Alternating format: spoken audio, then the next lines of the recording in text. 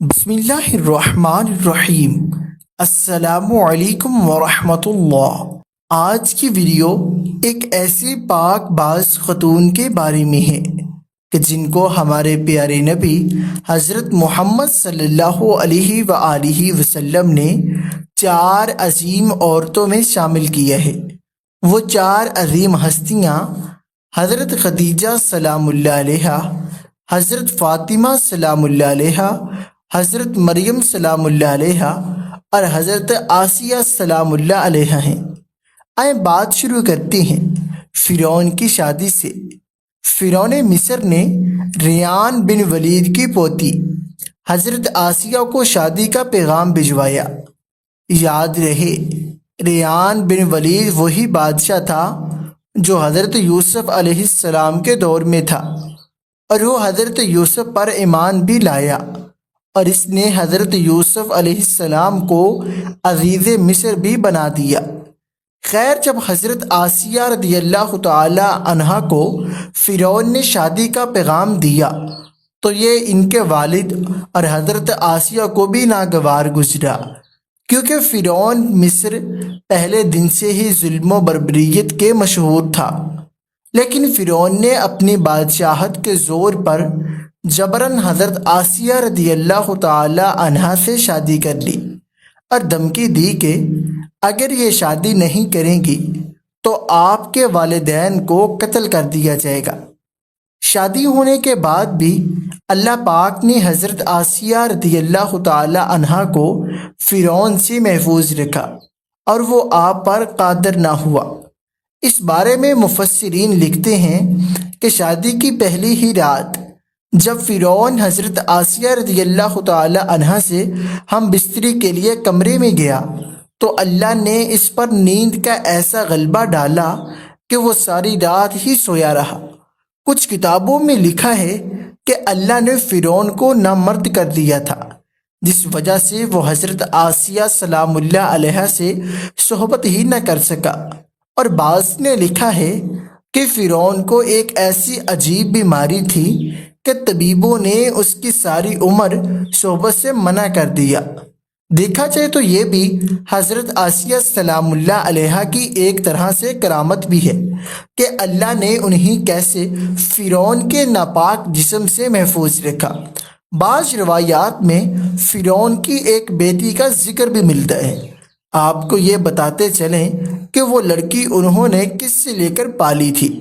احباب فکر دانش، اس کا حوالہ آپ کے سامنے ہے۔ ایک رات فرعون نے خواب میں دیکھا کہ اس کا محل نابود ہو گیا ہے۔ خوف و وحشت سے اس کا پورا وجود لرزنے لگا۔ اس نے نجومیوں کو بلا کر ان سے اپنے خواب کی تعبیر پوچھی۔ انہوں نے کہا، عنقریب بنی اسرائیل کا ایک بچہ تمہارے محل کو نابود کر دے گا۔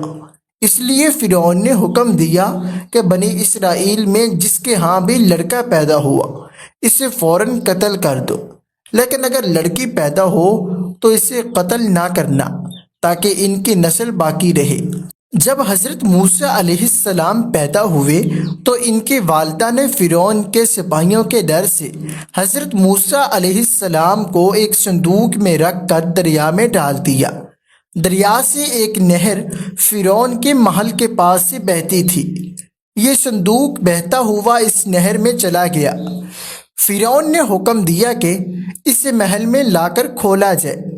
جب صندوق کھولا گیا تو اس سے ایک خوبصورت بچہ نکلا۔ قبطی زبان میں پانی کو منہ اور درخت کو سی کہتے ہیں۔ یہ صندوق پانی اور درختوں کے درمیان پایا گیا تھا۔ اس وجہ سے حضرت بی بی آسیہ سلام اللہ علیہا نے آپ کا نام موسیٰ رکھا۔ احباب فکر دانش، اس کا حوالہ بھی آپ کے سامنے ہے۔ حضرت آسیہ سلام اللہ علیہا نے جب حضرت موسیٰ علیہ السلام کے چہرے پر نور دیکھا تو انہوں نے حضرت موسیٰ علیہ السلام کو اپنا بیٹا بنا لیا اور فرعون سے کہنے لگی۔ ترجمہ: یہ بچہ میری اور تیری آنکھوں کی ٹھنڈک ہے، اسے قتل نہ کرو۔ لیکن نامرد فرعون کہنے لگا، اسے تم رکھ لو، مجھے اس کی کوئی حاجت نہیں۔ حضرت محمد صلی اللہ علیہ وآلہ وسلم نے فرمایا، اگر آسیہ کی طرح فرعون بھی اس بات کا اقرار کرتا کہ یہ بچہ اس کی آنکھوں کی ٹھنڈک ہے تو ضرور اللہ پاک اسے ہدایت عطا فرما دیتے، جیسے آسیہ سلام اللہ علیہ کو عطا فرمائی تھی۔ تفسیر کبیر میں یہ واقعہ موجود ہے، آپ دیکھ سکتے ہیں۔ حضرت آسیہ سلام اللہ علیہ کو اللہ پاک نے قرآن میں عورتوں کے لیے نمونہ بھی قرار دیا ہے۔ حضرت آسیہ سلام اللہ علیہ کی شادی کے پہلے دن سے ہی فرعون کے ظلمانہ اور کافرانہ اقدامات خلاف پہاڑ بن کر کھڑی رہیں۔ حضرت موسیٰ علیہ السلام نے جب اعلان نبوت کیا اور جب محل میں جادوگروں سے مقابلہ کیا تو یہ دیکھ کر حضرت آسیہ سلام اللہ علیہ حضرت موسیٰ علیہ السلام پر ایمان لے آئیں۔ ایمان لانے کے بعد کافی دنوں تک انہوں نے اس بات کو فرعون سے چھپائے رکھا، لیکن جب فرعون نے خدائی کا دعویٰ کیا اور لوگوں سے خود کو سجدہ کروانے لگا تو پھر حضرت آسیہ سلام اللہ علیہ کھل کر میدان میں آ گئی اور فرعون کے اس عمل کی سخت مخالفت کی۔ جیسے ہی فرعون کو پتہ چلا کہ میری بیوی بھی موسیٰ علیہ السلام کے خدا پر ایمان لا چکی ہے تو اس نے حضرت آسیہ سلام اللہ علیہ پر بھی ظلم ڈھانا شروع کر دیے۔ روز دن اور رات ان کو مختلف اذیتیں دینے لگا۔ فرعون جیسا کافر شوہر بھی ان کے ایمان کو متزلزل نہ کر سکا، لیکن فرعون نے بہت زیادہ کوششیں کی تاکہ کسی نہ کسی طرح انہیں رائے راست سے منحرف کر دے، لیکن وہ ایسا نہ کر سکا، اور حضرت آسیہ سلام اللہ علیہ بھی اس کی تمام کوششوں کو ناکام بنا کر صرف خدائے واحد کی عبادت میں مصروف رہیں۔ حضرت موسیٰ علیہ السلام کے چاہنے والے فرعون کے سپاہیوں کے ہاتھوں ظلم و ستم کی بھینٹ چڑھ رہے تھے اور انہیں بے دردی کے ساتھ قتل کیا جا رہا تھا، یہاں تک کہ فرعون نے حضرت موسیٰ علیہ السلام پر ایمان لانے والے ایک شخص کو، جسے قرآن کریم نے مومن آل فرعون کے نام سے شاد کیا ہے، بڑی ہی بے دردی سے قتل کر دیا، جس کے بعد حضرت آسیہ سلام اللہ علیہ کے صبر کا پیمانہ چھلک اٹھا اور کھلم کھلا فرعون کی مخالفت کرنے لگی۔ فرعون میں غیظ و غضب کی آگ بھڑک اٹھی اور اس نے اپنی زوجہ حضرت آسیہ سلام اللہ علیہ کو بہت ہی دردناک طریقے سے اذیتیں پہنچائیں۔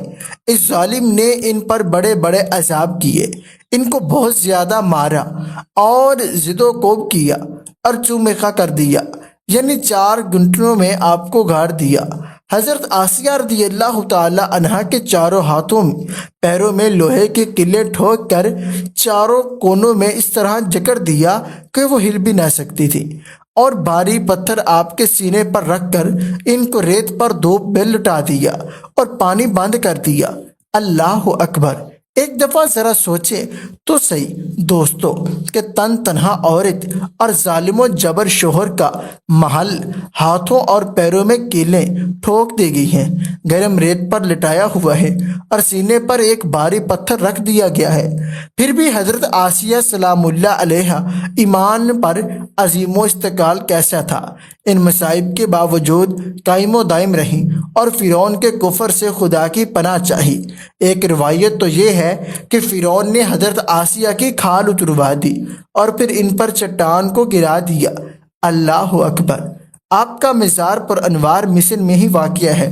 طریقے انسانی میں حضرت آسیہ کا ایمان پر قائم رہنا، ان کا صبر اور عزم و استقلال ایک بہت بڑا درس ہے۔